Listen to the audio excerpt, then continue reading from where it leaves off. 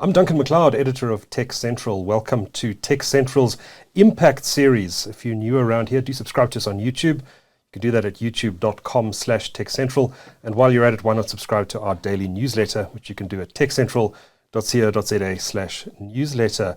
Now, it's been a couple of years and a pandemic since I've last chatted to my two guests today. That's Rob Brown and Trevor Coetzee. It's good to see you, gents. Welcome. Yeah, thanks very much. Now, Rob, you are president and board member of CYBER1 Security in South Africa, formerly known as DRS. And Trevor, you've recently changed roles. You are now, I don't know how recent it was. 3 years, but 3 there years was ago. a pandemic in between. Pandemic in between, so what's 3 years between friends, right? You're now regional director for Sub-Saharan Africa at Palo Alto Networks. So, Rob, let's start by chatting about the recent rebrand of DRS. I attended your rebrand event at Melrose Arch. I think it was last week, was it? It was last week, So you've changed your name to CYBER1 Solutions South Africa, is that correct? That's correct, yeah. Okay. Tell us what brought this about, why the name change, and what does it mean for your clients? So I think the name change was, the name change was brought around trying to get all our solution companies with the same name. We've had different names across in the different regions between Dubai, Kenya and South Africa. And it was a bit confusing for customers really as to who they were dealing with and you know, when you try and explain relationships when you've got different names, customers get a little bit confused. So it was a good idea to then get all the operating companies that look after our customers to rebrand to the same name. Our holding company is CYBER1 Security, and so we thought, let's use the name CYBER1. I think it's a very catchy name. It tells customers what you're doing, that you're really in the cybersecurity industry, and so CYBER1 Solutions was our choice of name. Mm-hmm. And so across all the organizations, South Africa from DRS perspective, Kenya from a ProTech perspective, and Cognizant in Dubai, all three were renamed to CYBER1 Solutions. And so now we actually get that presence that we actually not just sitting in one region, but we're sitting across the whole region within, south, across east and into the Middle East. Right. And how long had DRS been a part of the CYBER1 stable? So DRS was part of the CYBER1 stable from 2015, but DRS has been operating for 25 years. It was started in 97 by myself, back with Dr. Solomon's. Brings a blast from the past. Yeah, I remember Dr. Solomon's. With not the around magic anymore, is it? No. They had this magic bullet stiffy disk that when your computer had lost its boot sector because of a virus, you could put that in and reboot, and you could go retrieve your boot sector. It was quite amazing. I remember Dr. Solomon's. I think I must have run it at some point. It was quite famous. It's as old as your modem. Oh, as old as this modem? As old as this modem. Well, so Solomon sold out to McAfee in 98. Yeah. And not because Alan Solomon wanted to sell it. He had already sold out to the board the year and a half before. And then the board sold out to McAfee in 98. It was quite interesting. Okay. So you've seen a lot over the years, Rob, in the cyber security game business. It's been around for 25 years. That's quite an innings. Yeah, I think in cyber it is an innings because if I compare cyber to mining, the guys might have installed some new bearings in their bore mill in that 25 years, but we've changed a lot more than that. We've gone from starting on floppy disks and stiffy disks through to, lightning speed, gig internet and all that sort of stuff. And, ransomware, things that never existed 25 years ago. Yeah. So the name change, you're now CYBER1. What does that mean for your clients? Does it mean more access to the global organization? Or was it just simply a name change? No, definitely. I mean, obviously, we want to use resources from across all regions. So it's not just, here. So if we've got skills elsewhere, I think what the pandemic did give us was the ability to be able to work from anywhere. Yeah. And so if we've got skills sitting somewhere else that we don't have sitting in this region, we're able to then utilize those skills. It makes it very versatile for our customers and hopefully gives our customers greater options, greater depth in terms of what we're doing, and also where customers have a larger footprint, which you tend to find happens quite often in banking and that sort of stuff further into Africa, they're able to get those resources from us across a larger footprint as well. Okay. So tell me a bit about CYBER1 and the solutions it brings to market, and maybe also expand a little bit on how you work with Palo Alto Networks. Yeah, so obviously we've spent a lot of time building the solutions. Palo Alto is a core solution for us. We've come a long way over the last couple of years with Palo Alto. I must say it's nice to work with Trevor and his team again. Mm-hmm. We've had relationships, and I think relationships are part of cybersecurity. But Palo Alto, the way they've come from and where we think that they're heading to, are quite amazing as an organization. If you look at their growth over the last probably 4 or 5 years, they've acquired a lot of quite smart organizations with some smart technology, and that fits into where we're trying to go. Customers need to start consolidating. I don't think you'll ever have a single pane of glass. I think that's something that customers want to head to. I think if you can get to 2 or 3 panes of glass, you're doing amazingly well. And Palo should be something that customers look at, because they are one of those suppliers and vendors that is heading in that direction to try and give customers consolidation and a view across multiple platforms and multiple solutions from a single solution. Trevor, let me bring you in here. Tell me a little bit about Palo Alto Networks, what it does, what areas it plays in. So, from Palo Alto point of view, we've started as a firewall company north of 15 years ago. Since then, through organic growth, acquisition, we play, from everything from network security, the firewalls and so forth, consolidation of secure web gateways, proxies, that kind of technology, and then moving into the endpoint XDR. And what is XDR? It's an endpoint protection solution, where it doesn't necessarily work with signature-based technology. It really works on behavioral, to pick up indicators of compromise and so forth, and block any malware or attacks that are sitting between the network. So an AI type of engine behind it that... yeah, correct. Right. Yeah. Right. Don't know how often people like the word AI and ML and, but it's pretty much behavioral analytics as well. Well, let's talk broadly now about the cybersecurity landscape and some of the threats that are emerging out there.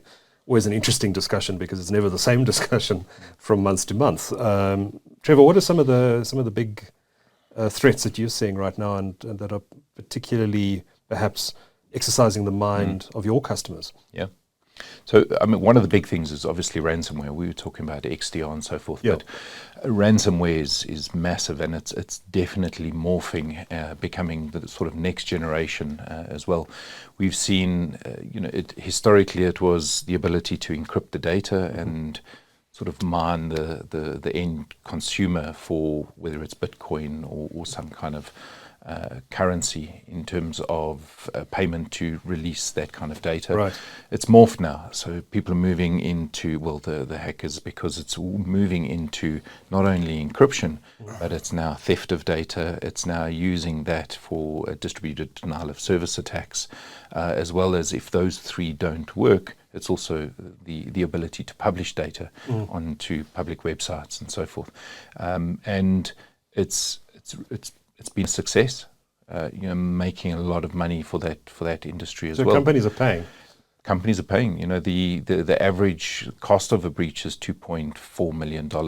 Average time to respond is around 37 days odd. Sure. But the average payment is around $500,000. Sure. So there's definitely money in it, and you'll start to see that syndicate through to criminal activities, because bearing in mind that now there's a plethora of options to get money out of and siphon money out of customers. How many of the ransomware incidents that take place are actually making it into the news? Is it a tiny proportion? Yeah, I don't think we're getting full stats on it. Obviously, if it's a big organization, you'll get some news of it, because there's potentially, if they're listed, they don't have options on it, and they need to divulge that. If it's banking, definitely they have to inform the regulator. But in terms of small organizations, small companies and whatever, I think we're missing a lot of stats. I think also people are still living in almost like a world thinking that they're not going to be hacked. I think any person who believes that really is misguided at the moment. It's a case of when and how nowadays, because I think there's a lot of people who haven't spent money on security. I mean, if you consider there are organizations that still think they need to spend between 3 and 5% of their budget on security, and the reality is you need to be spending between 9 and 14% of your IT budget. Of your IT budget, and that's the reality on it. It's because data has value. You know, I don't think companies also go and say, if we couldn't work today, how much money would we lose? You know, if in a day you're going to lose R1 billion, surely you don't want to lose R1 billion. You should be spending R1 billion on trying not to be down for a day. But I think you tend to find that that's a lot more reactive. So organization gets breached, they can't operate, and then there's a problem. And we haven't seen big fines come in here yet. We've started to see it coming overseas. So, good example, British Airways, when they lost a lot of data, customer data, they got a big fine from the regulator. I think it was over £100 million. But we haven't seen that in South Africa yet. I think it will come with POPI being now enforceable. Let's see what happens when some big data gets lost. Maybe something like, let's see what happens with the TransUnion breach. I don't think we've seen the end of it. You know, they lost a lot of data. That was a ransomware attack. That was, yeah. So I seem to recall they said there's no way they're paying the attackers. You know, you don't necessarily have to pay the attackers. It depends on, you know, how your data is backed up, if you can restore your data, you know, what they got hold of. Have they still got your credentials to get back in or not got your credentials? So it depends on the organization, and as we said, the type of it. If it's just they've encrypted stuff and you can, you know, restore and you've still got all the data, then do you really need to pay the ransomware? But if they've got hold of your domain controllers and, you know, and actually own your network, then really what choice do you have besides if you're going to rebuild your whole network? Well, that's a different scenario. Out of interest, do you think there's any merit to be made, or merit to the argument that perhaps there should be legislation that forbids the payment of ransoms? Yeah, that's a hard one, to forbid the payment of ransoms. You potentially are stepping on a tough ground here because, you know, if the organization can't recover and needs to get those keys back, you need to. It's a very tough line, you know. But if they're prevented by law from paying the ransom, then maybe the ransomware attacker wouldn't attack in the first place. Yeah, no, it's a thing. The problem is it is most of the ransomware stuff is in crypto. So now, how do you prevent someone, and how do you trace if someone's paid a ransom through crypto? I think it opens the door for fraudulent activities as well through organizations. Right. The ability to siphon money out and put it into crypto because they've paid a ransomware. Right? Yeah. So there's going to Raises other questions. Yeah. There's other questions that's definitely going to be raised. Yeah. Look, I think the other problem we've got is we've got a lot of organizations, you know, out of places like Russia, like China, like North Korea. You know, we can make as much legislation in the West as we want, where we potentially have, you know, ways of enforcing it. But when you get a ransomware from North Korea, they don't really worry about what the local law says. The local law says, If you'd like your data back, here it is. Yeah.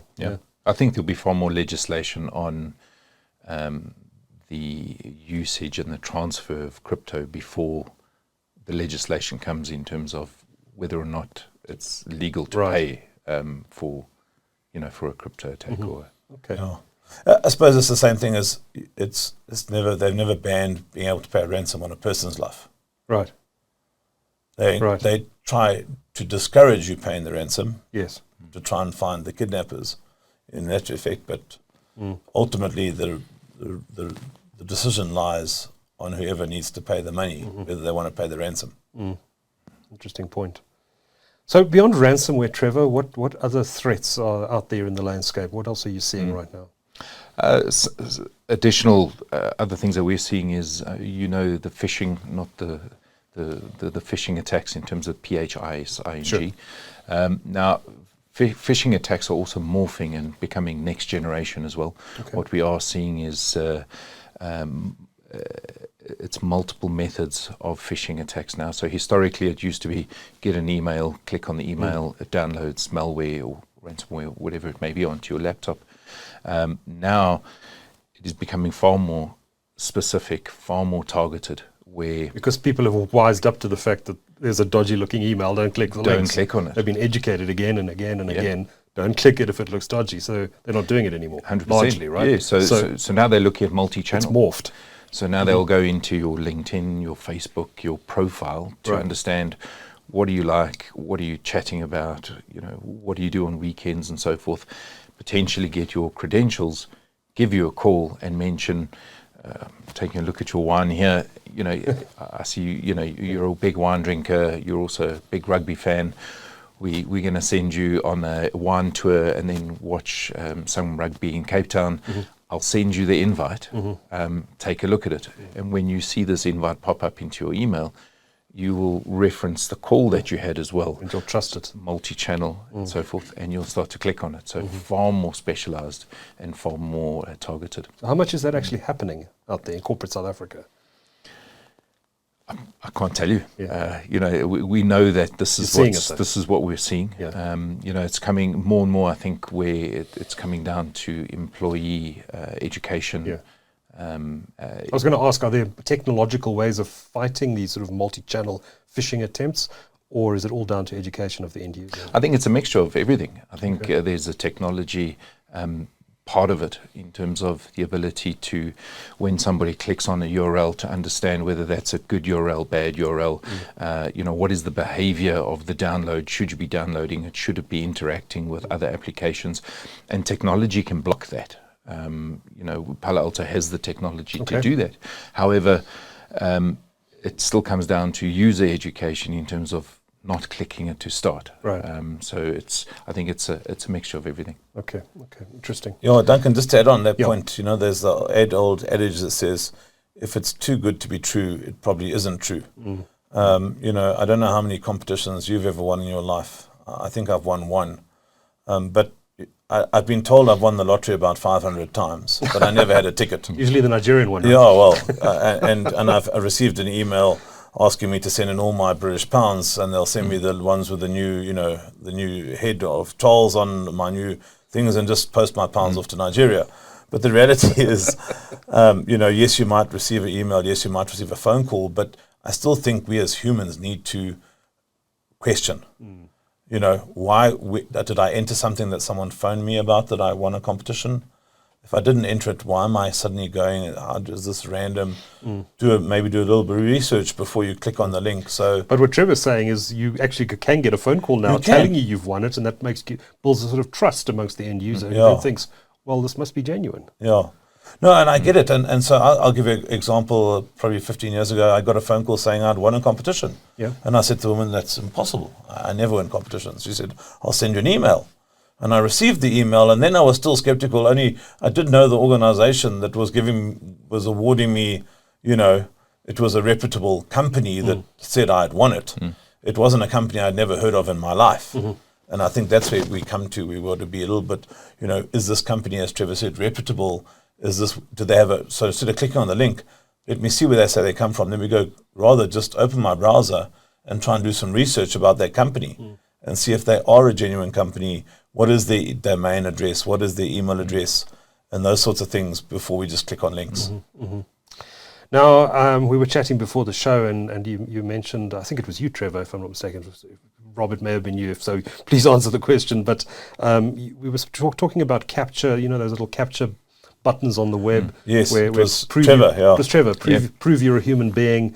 And continue, but I believe the criminals have now found a way around that. Even that now. Well, that's morphing as well, right? So we're starting to see the mixture of auto and human attacks as well. Right. So you'll get a brute force, or you'll get somebody trying to get into an account, and that little capture site pops up and says, pick all the traffic lights to make sure that you are human and not a robot. And that will now get shifted over to a human to be able to do it, and then shifted back to the auto and the electronic side to continue the attack. So there's definitely ways and means to get around certain aspects of security. Wow. Where do all these attacks typically come from? I mean, you mentioned North Korea, Russia. Are those the typical markets where attacks originate? or do you see homegrown attacks here in South Africa as well? You can carry on, Trev. Yeah. Apologies if it's a tough question. No. I mean, it depends on which report. I mean, I think it comes. Sure. I think nation state. I think if we look at it, that's definitely increased. 100% growth on that side. It depends on which vertical you're looking at in terms of the tech. If you look at the shift of IT into OT attacks, and one example is the attack on Ukraine in terms of the power stations prior to the war and so forth. That is specifically targeted, coming from a specific country, making sure that you can destabilize an economy in a country prior to attack or whatever it may be.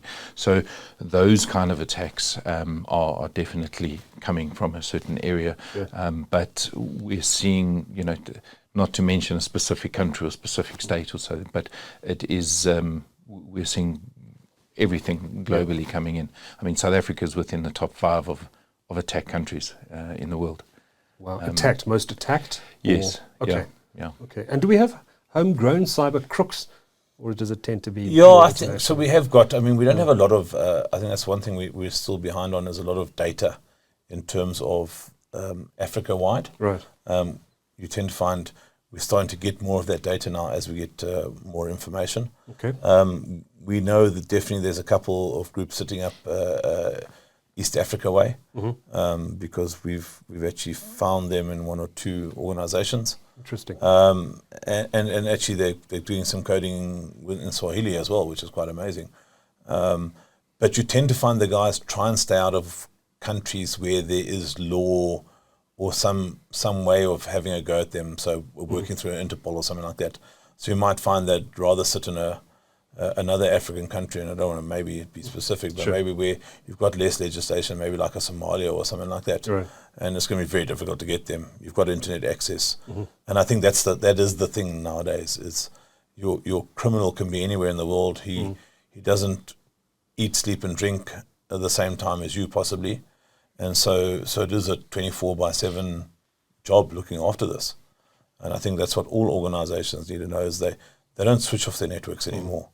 I think in the old days, when you first started, you turned off your PC when you went home. Your PC stays on, your network stays on, everything keeps on going. And so, who's watching it, who's looking after it, and who's making sure that what's really happening on it, and things like Trevor's spoken about when we talk about XDR, it's bringing and collating all that data to see what's really happening. What's changed? Why is this moving east to west? What's going on? Should that be moving that way? The more data we look at, and the better we are at understanding what's happening, and then being able to be more proactive instead of the old day of being reactive.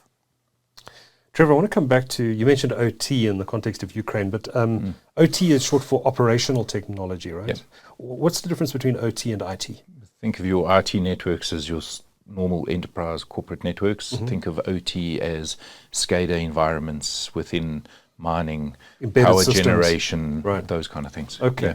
And that's the seamless Have companies historically considered OT in the context of cybersecurity sufficiently, and is that changing now? It should be changing. We're definitely seeing the growth of, or the process of IT threats seamlessly moving into OT. You can imagine in an OT environment, whether it's manufacturing, mining, and so forth, you want to make sure that there's as little that can go wrong in terms of those environments as possible. So, making sure that, yes, you can segment a network where, and that's pretty much protected, but it's very restrictive in terms of what you can do in those OT environments. And there are some organizations that have got very flat, non-segmented networks where access onto an OT environment and then shifting into an IT environment because of the flat networks that corporates are going through. So, corporate have already got in place. There is technologies available where we pick up IT, OT and we start to understand what the traffic flow is. Should it be, should that traffic flow be going on in terms of the network with as little impact to the devices as possible, and you can start to implement security measures on both of those environments quite seamlessly today. Okay. Does it add technical challenges for security teams?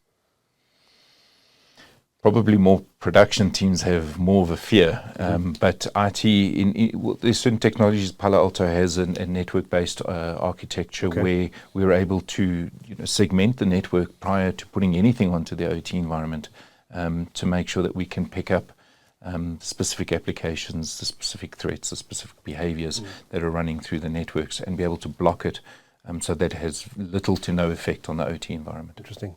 Are you, Rob, having more conversations these days with your clients about OT and protecting it? Yeah, I think, Duncan, you're going to see that's going to definitely increase because, in the old days, the OT used to be a totally separate network. Right. They didn't really talk to each other. You didn't have that communications and whatever. But I think with just the increase in demand, the increase in productivity, the increase in how the whole world is sort of like coming together, we're seeing a lot more of this, how quickly can we change, how quickly can we move, and how quickly can we update things. You think about it, organizations can manage all their fridges, across the whole network now.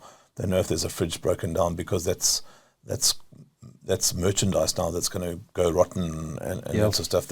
It's becoming this connected world. Much more real world impact. Much more, 100%. You don't want to be, that could be contamination for the fridges next door to it. And it's just an example. So now you can auto send out the engineer to go and do, repairs and all these sorts of things. When you're managing a big organization like that, you need to have a lot of this stuff properly managed and automated and everything like that. And so with that connectivity, you obviously now expose stuff that wasn't necessarily previously exposed. And that does become a problem, and it becomes more of how do you manage it and how do you protect it. I want to switch tack slightly and talk a bit about this concept of zero trust. I know this is a big focus area for Palo Alto, but for the benefit of viewers and listeners to the show who perhaps haven't come across the term or have come across the term and don't fully understand what it means, what is zero trust exactly, and why is it important in the context of cybersecurity? Yeah, so I'll help out here. So sure. First of all, it's not a product. Yeah. Let's just understand that, because a lot of people think zero trust is a product. Okay. Zero trust is really a state of where you don't trust anything. So everything needs to have credentials in order to, and you validate those credentials about how they then come into your environment. Right. And if those credentials don't match what your requirements are in terms of your credentials required, then you don't allow that into your environment. It's very simple. It's you can make them as many markers as you want, so be it your MAC address, your IP address, your cadence on your fingertips. There's all sorts of ways of doing it. With the sophistication of software now and what we're able to collect when someone wants to enter a network, it's really quite smart. So you want to go for that zero trust. So you want to say, when you are in here, we trust whatever you need to do. To get in here, we're going to have to do all these checks first of all to be able to get in. Well, and that's, and I think that's where the morphing of Zero Trust 1.0 to Zero Trust 2.0 comes in, is that it's that explicit trust. It's always, in theory, you should never trust, always verify, regardless if you have access or don't have access. The idea there is, I'll check your credentials, but once you're in, historically, Zero Trust 1.0 was, now that you're open, I'm going to let you do whatever you need to do. Right. However, who's to say that you got up from your laptop and you went to make a cup of coffee and somebody else was doing something malicious on your laptop, or communications were were picked up and so forth. So the idea of Zero Trust 2.0 is removing explicit trust, and being able to scan everything, even if you have rights to do so. I'm still going to scan the traffic. I'm still going to make sure that there's nothing malicious going on. I'm still making sure that there's no data exfiltration. I'm still making sure that there's security policies that are enforced, even though I have provided, the trust and the authentication.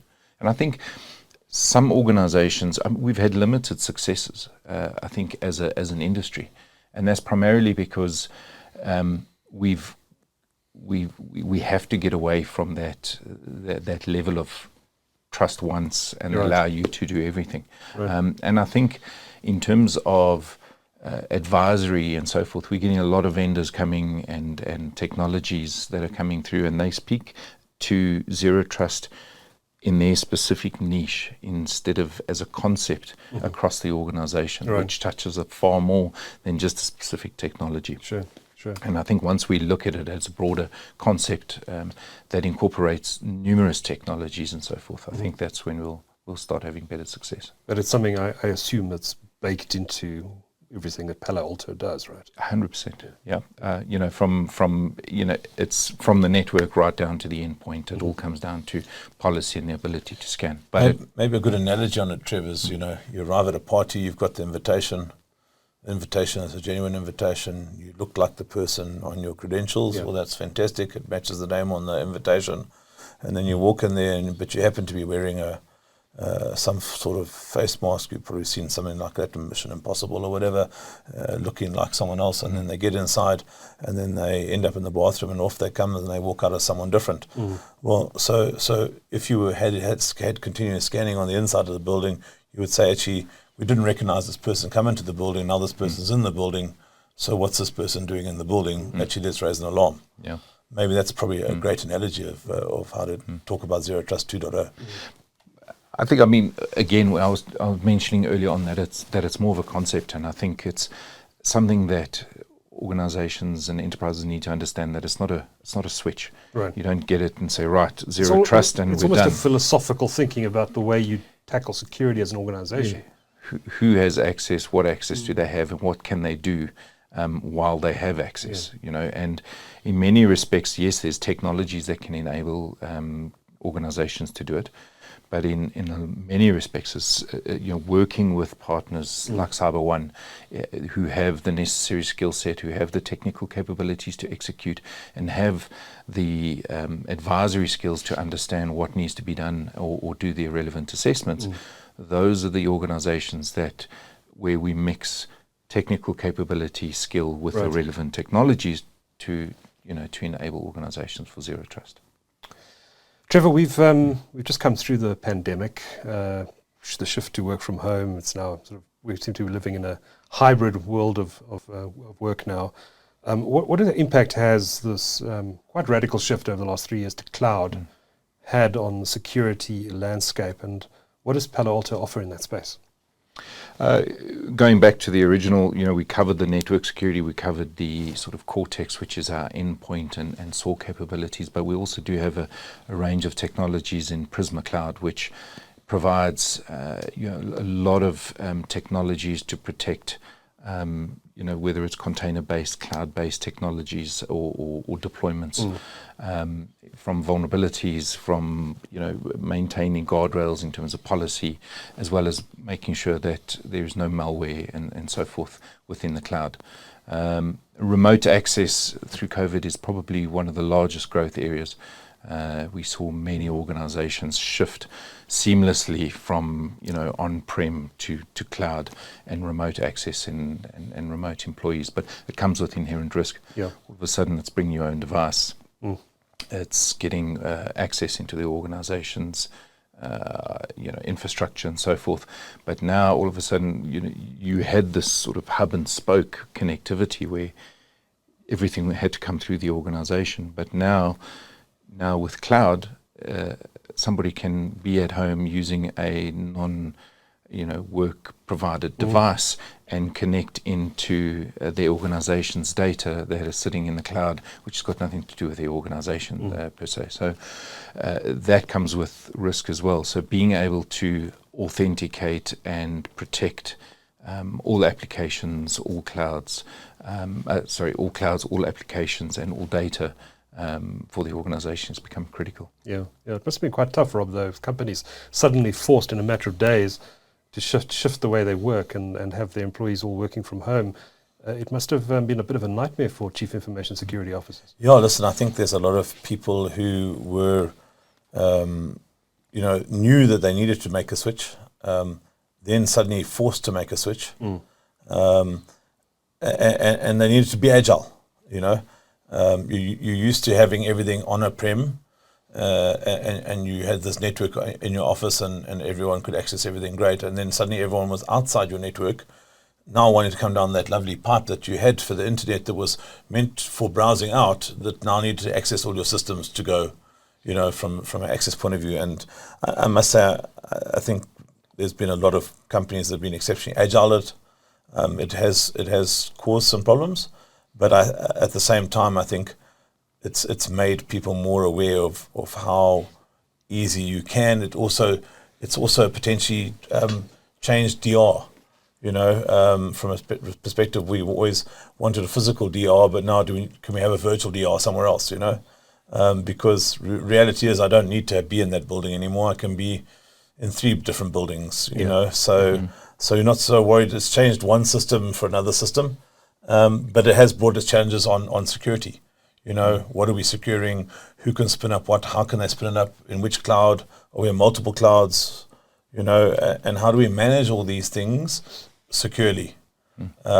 So I think there's still a large shift. If you look at the amount of data centers that are being built in this country, I mean, I see NTT just opened their new one, Terraco on building 4. And I can't, some other Africa data centers or whatever they're building. I think it's amazing. It's astonishing. It is astonishing, yeah. But it is the way to go, guys. If you think about it, you don't need to manage the hardware anymore. You don't need to manage a lot of those things. You get an OS and off you go. And now you can go and rent space. You can up it. You can reduce it. You can do all sorts of things like that. And basically according to your business. So it comes to Black Friday, you need another 40 or 60 servers to accommodate for Black Friday, but you don't need them forever. You need them for a 3-day period while everyone goes berserk to buy your merchandise. Yeah, absolutely. Spin it up as you need it. Exactly, yeah. Well, again, that's where the risk comes in, right? Yeah. Because if you haven't got your gold image secure to start, and you haven't embedded security when you want to scale up for that hyper production, if you deploy those servers and those containers to facilitate a Black Friday, and those 100 servers are based on a gold image of an unsecure single server, all of a sudden you've got 100 servers with the same vulnerability that needs to be protected. So those are the kind of things that we have to say, well, shift the security left, make sure it's embedded in terms of the development cycle, so that as and when you scale, you maintain protected and you maintain that corporate policy of security. So where we're seeing quite a take up with Palo on the cloud side is definitely in that DevSecOps space. So we spend quite a bit of time now partnering with a company called Ninthbit on the DevSecOps side, because we're seeing now if we can start spending time trying to get the developers to be coding security right from the beginning and managing that entire process. So what they download, if you look at the stats on how much bad code is downloaded and then put it into organizations, you understand why there's all these issues, and then suddenly they wonder why their app isn't, has got problems and isn't secure, and there's, it's being hacked and reverse engineered. It's because they didn't start with the basic principle of being secure from the start. I think if we live in South Africa, maybe it is different here. When we build a new house, we think about security from the beginning. It's part of our built-in process. We don't build this great palace and then suddenly decide afterwards how we're going to go secure it. That's the wrong idea. Most of us put up a wall first and then we build the house afterwards, because we don't want half the bricks taken while you're trying to build the house. We do think differently in terms of that side, so why not put the security in right at the beginning when you're trying to develop a program? Yeah, which I guess was difficult during the pandemic because everything had to happen in a rush. But now, lots of rules that need to be put in place. I imagine organizations have fat rule books around how they manage these processes. And I think that's the problem, is they haven't got those fat rule books because this moves so quickly, Duncan. Right. Even now. Even now. So you think how quickly a new fintech spins up. Yeah. Where do they get all these rules from? They're like, no, we've got an app. I'll give you a great example. We've got a company in Kenya. They started taking orders on WhatsApp for food to the local vendors on the street to then sell to the customer. And that's how they started.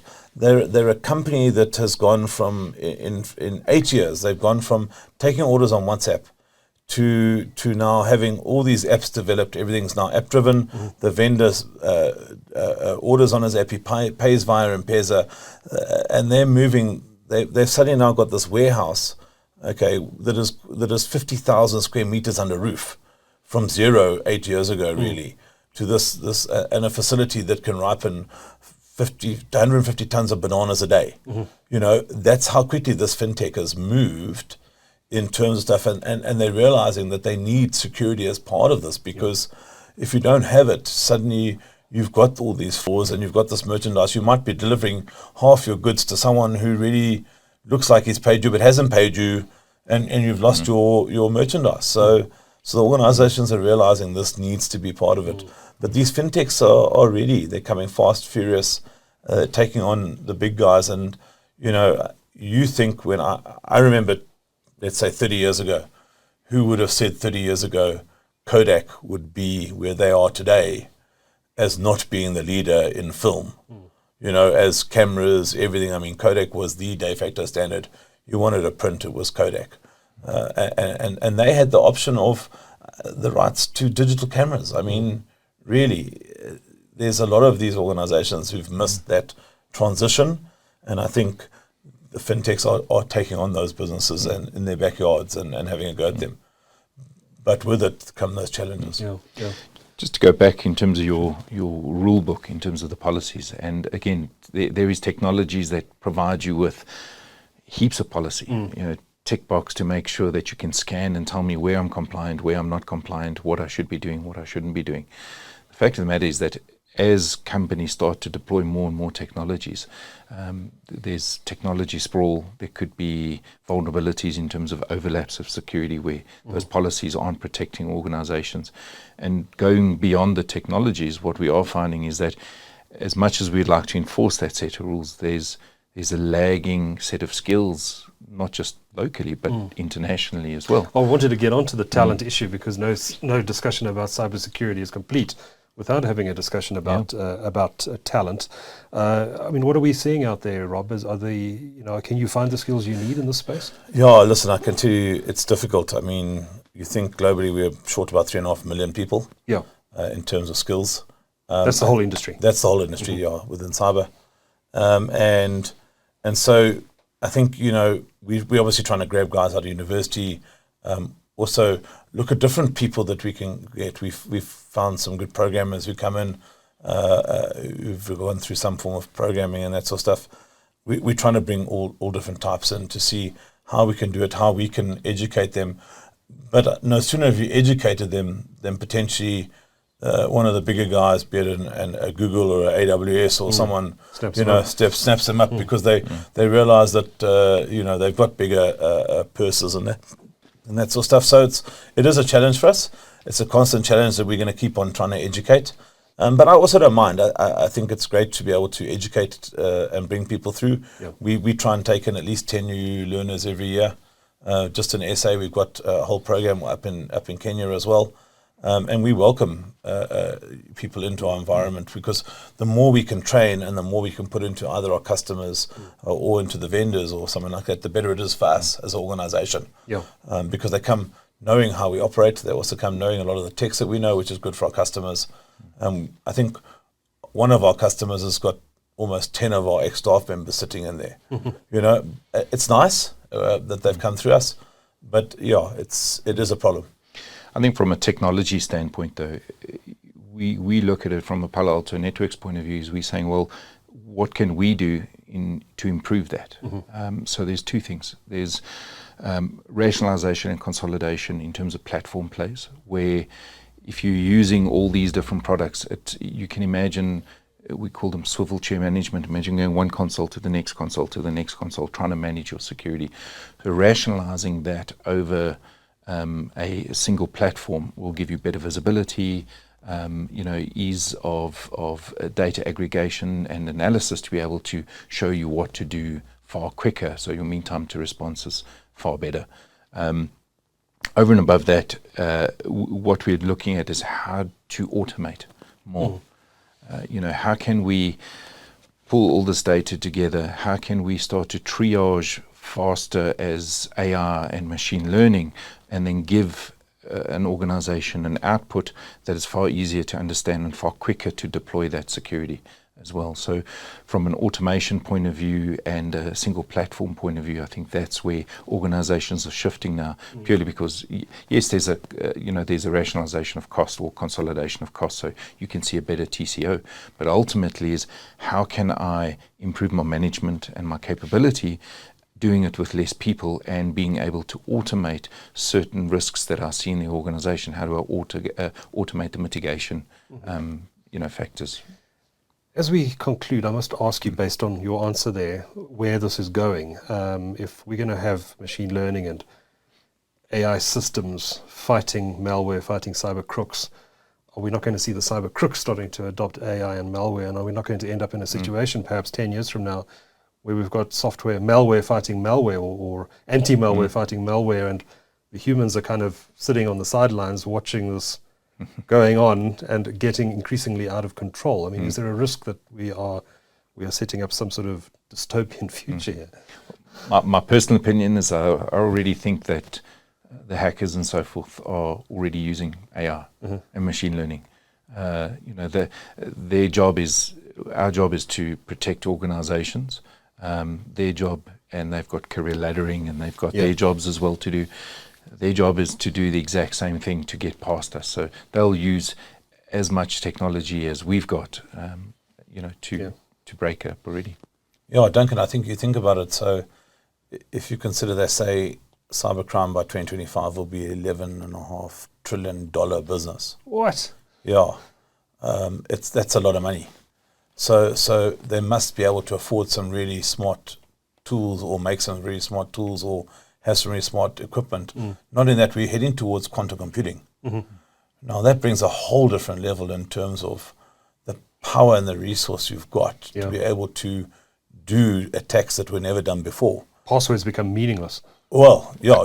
AES encryption becomes meaningless. Yeah, I mean, you start thinking of it that way. So, 256 algorithm doesn't last. You need to be going to, something very different, 1024 or even higher, 2560 in terms of your algorithm, because of quantum computing. So everything's getting smarter, everything's getting faster. And so really, where are we heading? It's going to be very interesting to see how we navigate this landscape. But I can tell you, as we say in our industry, change is constant. That's the only constant we have. Is it's going to change, and it's going to change fast. But yeah, the criminals really are getting sophisticated. With that amount of money on the table, you don't blame them. They always say crime doesn't pay, but I think at the moment there's a lot of guys making a lot of money. Yeah. You're right. I think in 25 years' time, the landscape in the business that you guys operate in is going to look as radically different as it did if you go back to 1997 in the days of Dr. Solomon's and Stiffy disks. I think you're both going to be incredibly busy over the next... Hopefully, Duncan, in 25 years, you and I are sitting on a porch somewhere with a proper fishing rod, having a beer, not worrying about the stuff. Absolutely. Guys, thanks for a great discussion. Rob Brown is a president and board member of CYBER1 Security, and Trevor Coetzee is a regional director for Sub-Saharan Africa region at Palo Alto Networks. Thanks very much. Thank you.